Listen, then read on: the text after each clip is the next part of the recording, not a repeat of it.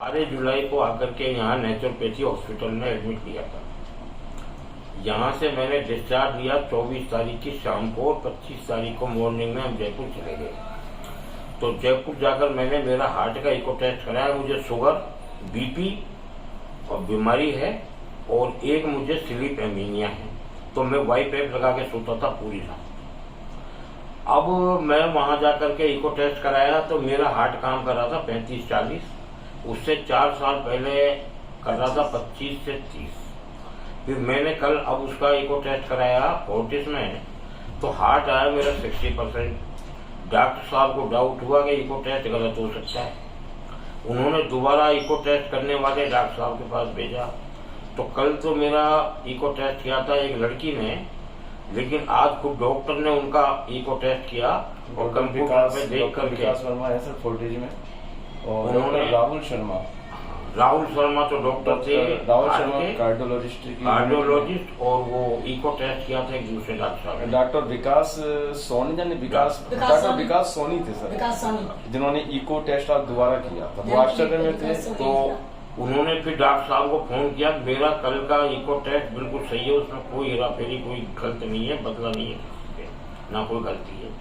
और खुद डॉक्टर साहब आश्चर्य पड़ गए। तो मैंने उनको बोला कि मैं नवनीत चिकित्सालय बस्ती में एडमिट रह के आया था 13 दिन, और उसके बाद में कृष्णा हॉस्पिटल में दिखाया जब 35-40% था। तब से लेकर के अब तक मैं डेली कम से कम दिन भर में 400-500 डीप ब्रीथिंग, 1 मिनट में 5 और 6 की एवरेज आ रही है। डॉक्टर साहब ने मुझे 3 बताया था, मैं 3 पे कभी कभी पहुंचता हूँ, फिर थकान ज्यादा रहती है।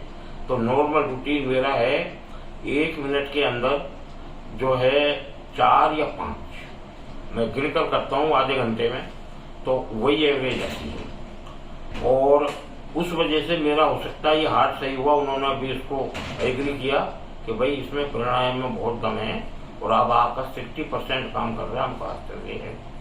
उन्होंने दवाइयाँ लिख दी हैं, दवाई में लूंगा, लेकिन मैं इसको धीर श्वास को और अनुलोम विलोम को और आगे और कंटिन्यू करूंगा। कपाल भारती में कर नहीं सकता, मुझे जो बीपी की बीमारी है और मेरा बीपी हाई रहता है, हार्ट पेशेंट को तो मना कर दिया था।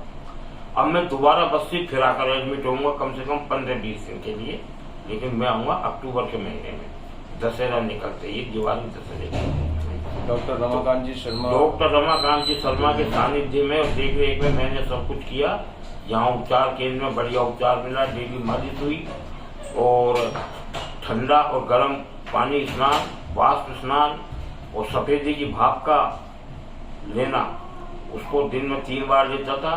घी का नस्य नाक में 3 बार और सुबह ऑयल पुलिंग, शाम को ऑयल पुलिंग, ये काम मैं डेली करता हूँ। और जैसा जैसा उन्होंने, जब मैं यहाँ पर था तो मैं उपचार केंद्र से मेरे रूम पिरामिड तक थोड़ी सी दूरी है, बीच में 1 या 2 जगह बैठता था। थकान आके पूरे में दर्द होता था। खाना खाने कैंटीन में आता था तो बीच में बैठता था, खाना खाकर जाता तो बैठता। अब मैं हॉस्पिटल में कम से कम कल 2 किलोमीटर घुमाऊंगा और घर पे डेली में सब्जी मंडी जाता हूँ, 1-1.5-1.25 किलोमीटर का चक्कर पड़ता है। बड़े आराम से सब्जी ले आता हूँ 10-12। इतना मुझे इसमें बेनिफिट मिला है। तो मेरा सबसे रिक्वेस्ट है कि जो भी कोई भाई इस वीडियो को देख रहा हो कि नेचुरोपैथी पे विश्वास करो और प्राणायाम में विश्वास करो। अंग्रेजी दवा मैं भी ले रहा हूँ, ये लूट कर अलावा कुछ नहीं। बहुत बढ़िया। आपकी स्लीप एपनिया की जो प्रॉब्लम थी, हाँ, उसमें आपको अब कितना आराम है? स्लीप एपनिया में मैं रात भर वाई पैप लगाता था, अब मुझे इतना आराम है कि घंटे 2 घंटे 3 घंटे तक भी मैं बिना जो है वाई पैप के सो सकता हूँ। क्योंकि जैसे कभी 9 बजे नींद आ गई, बच्चे जगते रहते हैं, मैं स्लीप में वो वाई पैप नहीं लगाता। फिर मेरी आँख 11 बजे खुली तो लगाता हूँ, 12 बजे खुली तो लगाता हूँ, और कभी मैं 10-10:30 बजे सोता हूँ तो डायरेक्ट लगा के सोता हूँ। सुबह नींद 4 बजे खुल जाती है तो वाई पैप को हटा देता हूँ, 5 बजे जग जाता हूँ, 1 घंटा बिना वाई पैप के सो देता हूँ। उसमें बहुत कुछ है। डॉक्टर साहब ने भी कहा है, उन्होंने वीरेंद्र सिंह ने, कि वाई पैप आपका हट जाएगा, और रमाकांत जी ने भी मैं एश्योरेंस दिया है कि आपका 100% वाई पैप में हटा दूंगा। बिल्कुल। अब लोग जनरली ऐसा सोचते हैं कि वाई पैप हटा के अपने शरीर को नुकसान कर लोगे, तो आपको कुछ ऐसा थोड़ी लगता है कि 2-3 घंटे बिना बाईपैप के सोते हैं तो कोई नुकसान या थकान लग रही है, या पहले आप ज़्यादा एक्टिव रहते थे, आप बाईपैप हटा के सो जाते हो तो अब आपकी एक्टिविटी कहीं कम हो रही है, ऐसा थोड़ी लग रहा है? नहीं, मुझे तो ये लगता है बाईपैप हटा के सोना मुझे ज्यादा कंफर्टेबल है। बाईपैप से कितनी उसमें तेज प्रेशर से हवा आती है, लेकिन फिर भी दिमाग को वो आराम नहीं मिलता जो बिना बाईपैप लगाए मिलता है।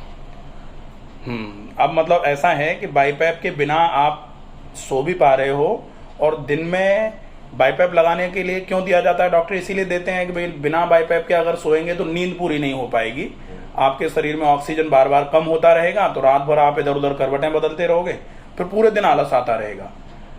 तो अब आपका बाईपैप धीरे धीरे जैसे अपने को लग रहा है कि धीरे धीरे छूट रहा है, तो आपको ऐसा थोड़ी कि कंफ्यूजन लोगों को जैसे हो जाए कि कहीं कमजोरी या थकान या आलस पूरे दिन में तो थोड़ा ही रह रहा है आजकल? नहीं, ऐसा कुछ नहीं है, बिल्कुल फ्रेशनेस रहती है, और ऑक्सीजन लेवल भी बॉडी का मेंटेन रहता है। 97 फिंगर में जब लगाता हूँ ना ऑक्सीमीटर, तो 96, 97, 98 आता है।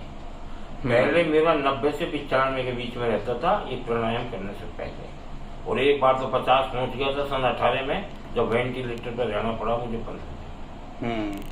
ये तो स्लीप एपनिया की प्रॉब्लम ही डेफिनेटली जो होती है उसमें ऑक्सीजन डेफिशिएंसी ही हो जाती है। सोते सोते जब ऑक्सीजन कम होता है ब्रेन पर, उसकी वजह से आपकी नींद बार बार करके या तो टूटती है, या फिर सोते सोते ऑक्सीजन की कमी को ही स्लीप एपनिया बोला जाता है। पहले दिन भर में डीप ब्रीथिंग लेता था तो मुझे ज्यादा से ज्यादा ये मानो 6 से 8 या 10 सेकंड लास्ट था, इससे मैं एक श्वास इस पीरियड में जल्दी जल्दी लेता था, जनरली 6 सेकंड में, यानी 1 मिनट में 10-12 बार। और अब मैं 1 मिनट में जब डीप ब्रीथिंग करता हूँ तो 5 और 6 बार करता हूँ। बहुत बढ़िया। तो ये फेफड़ों में ताकत है ये रोकने की। बिल्कुल। अब इसको अपन जैसे जो पहले आपको बताया भी था कि कैसे भी करके इसको अगर 3 बार पे ले आए, कोशिश कर रहा हूँ। 3 बार में लाया था, एक दिन मैंने कहा भी था आपको, हाँ, कि 3 बार पर आ गया, लेकिन फिर मुझे जोर पड़ा, थोड़ी हाँ बेचैनी हो गई, एग्जॉर्शन हुआ। हाँ, तो फिर मैंने इजी वे में जो हो जाता है ना वो करना। कोई बात नहीं, आप धीरे धीरे करके जैसे चलना चालू हो गया, जैसे पहले कम सांस भर पाते थे, कम डीप ब्रीदिंग हो पा रही थी, अब आप आराम से कर पा रहे हैं। सीढ़ियाँ चढ़ता था तो मेरी सांस भर जाती थी, नीचे से हम फर्स्ट फ्लोर पे रहते हैं, बाजार से आता ऊपर चढ़ता सांस भरती। अब मैं फर्स्ट फ्लोर पे से ऊपर छत पे जाता हूँ, उसके ऊपर सीढ़ियाँ हैं जहाँ पानी की टंकी है, दिन में 2 बार चेक कर लेता हूँ, कोई सांस नहीं भरती, बहुत आराम से। बहुत बढ़िया। नीचे से ऊपर जाने में जी क्या सांस भर। तो मतलब 2 चीजों में जो एक्स्ट्रा ऑर्डिनरी फायदा जो होता है 4-5 बार तो उतरती हूँ, बहुत पर फिर भी थोड़ी थकान से होती है। आपका थोड़ा लंग्स पे थोड़ा सा आपके पे जोर पड़ रहा है, अभी भी बोलने में भी आपको थोड़ी दिक्कत आ रही है। इनका भी एक्सरे है, वो भी अभी अपन देख लेते हैं।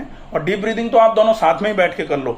तो डीप ब्रीदिंग का तो खैर अपन ने पहले जब बताया था आपको, उस समय भी यही बोला था कि प्राणायाम अगर साध लिया तो और कुछ को साधने की जरूरत ही नहीं, एक है साध है सब सद है। मुझे इसकी आदत ऐसी पड़ गई, सुबह जब मैं उठता हूँ ना 5 बजे, तो सबसे पहले फ्रेश होता हूँ, फिर ब्रश करता हूँ, ब्रश करके गरारे करता हूँ निवाए पानी के, गरारे करके फिर नस्से करके ऑयल पुलिंग करता हूँ, छत पे जाके घूमता हूँ, ऑयल पुलिंग मुंह में रहती है, जब ऑयल को 10 मिनट बाद थूक देता हूँ, 8 बजे तक बिजी रहती तो पीछे फिर मैं ऊपर ही बैठा हुआ, कभी 7:30, कभी 7:15, कभी 8, जब तक थक नहीं जाता पूरी तरह करता था। फिर नीचे आके तख्त पे बैठ जाता हूँ, वहां भी करता हूँ। फिर सुबह वो पीता हूँ शुगर, चाय की आदत टूट गई।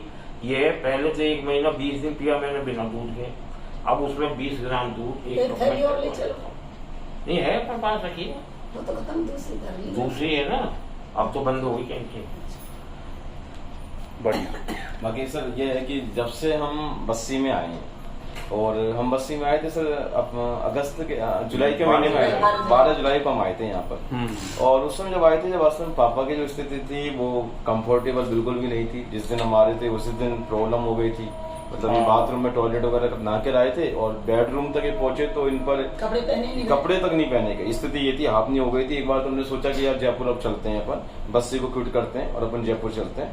और जयपुर अपन 40 वगैरह में डॉक्टर को बताते हैं स्थिति खराब है। फिर भी हमने सोचा क्या चलो एक बार पहले अपन बस्सी हुई, जयपुर तो कई बार एडमिट हो गए थे, तो हमने कहा एक बार बस्सी उनका देखते हैं क्या स्थिति है। फिर हम आए यहाँ पर, और आप आए तो डॉक्टर रमाकांत जी शर्मा थे यहाँ पर बस्सी के अंदर, तो उस समय तो खैर वो छुट्टी पर थे किसी कारणवश, तो हमने उस दिन उनको देखा। फिर हमने दूसरे थे, कोई रेजिडेंट थे, पता नहीं कोई ट्रेनर थे, फिर हम सेटिस्फाइड हुए, हम जा रहे थे। फिर रमाकांत जी सर हमने कहा हम बात करते हैं उनसे, तो रमाकांत जी सर से शाम को मुलाकात हुई, बाकी तो हम जा ही रहे थे।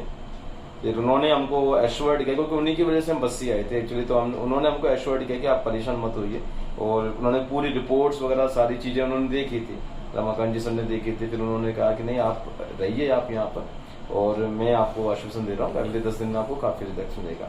हम रहे सर, हम 12 तारीख से और 25 तारीख तक हम यहाँ पर रहे। 24 तारीख को 25 तारीख को हम यहाँ से डिस्चार्ज हुए। फिर हम जयपुर गए, जयपुर इको वगैरह कराया, सारी स्थितियाँ थी, फैट जो 35-40% था। फिर बस्सी में जो बताया गया था हमको कि आप प्राणायाम को करिए, सारी चीज़ें हैं, और ये जो डाइट चार्ट था उन्होंने उनको दिया, हमने सारी चीज़ें वो की, क्योंकि एक तरीके से हम तो मान लो कि जीवन जीने की आशा जो थी वो ये था कि यार ठीक है जितने दिन गाड़ी चल जाएगी, मतलब ऐसा नहीं लग रहा था कि पापा दोबारा इस कंडीशन में आ जाएंगे, वो इतना चल फिर सकेंगे। वास्तव में हमने वो चीजें हमको ये लगने लगा था कि यार अब तो ठीक है, ये तो ऑन बेड रहेंगे, थोड़ा बहुत घूम फिर कर अपना काम कर लेंगे, बाकी तो स्थिति इनमें इम्प्रूवमेंट नहीं आएगा, क्योंकि 4 साल से एलोपैथी ट्रीटमेंट चल रहा था, कोई लेना देना नहीं था, बस ये था गाड़ी चल रही थी।